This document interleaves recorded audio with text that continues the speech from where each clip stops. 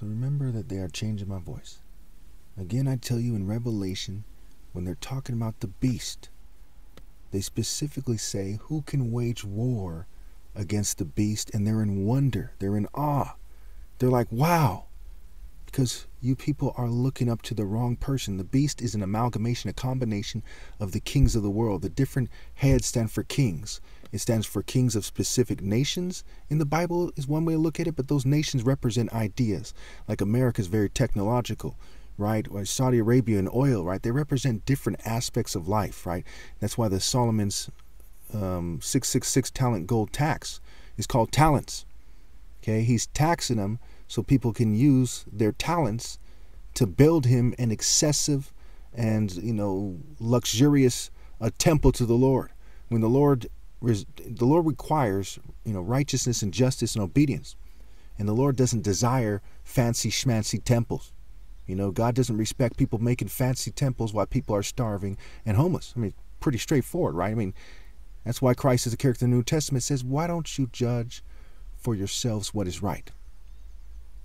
So when we see in Revelation 19, which is one of the last chapters in the Bible, it says that Christ is waging war with righteousness and justice. The reason why I'm emphasizing this again, because that's part of why I'm here, to keep saying these things.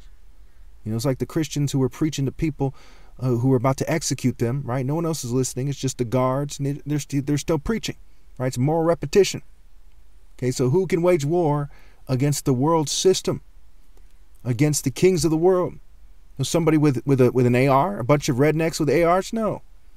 People who can't overcome their desire to assimilate to the world system? No. The church with prayers? No. Only I, Christ, can overcome them. God through me. God set me apart as his right hand to do the task.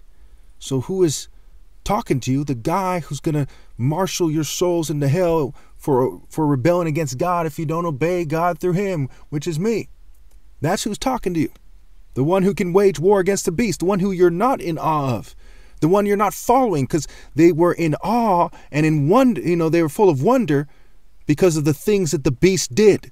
But they were not full of wonder and awe because of my legal and peaceful top martial arts challenge, which proves mind, body, soul, spirit. It proves I'm set apart by God as the top martial arts ever possible. That with everything in context, with everything considered.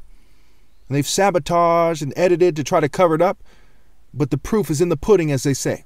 The proof is in who I am. The proof is in the fact that the challenge is still going. The proof is sacred and priceless and irreversible. And no one has even attempted to debate it because there's no point. They know that I'm right. And as you're all in awe of the beast and you're marrying people in the spirit of the beast, in the formation of the beast, those who've accepted the boundaries of being part of the formation of the beast, which is a figurative life formation, but it's also a literal spiritual formation. It's intentions. It's, motivating force. It's what you live for, what you fight for, what you die for. It's theater arts. It's psychology. It's being slack in your work or, working hard to find your life in the world instead of working hard obeying God through me. There's no other sane way to interpret this.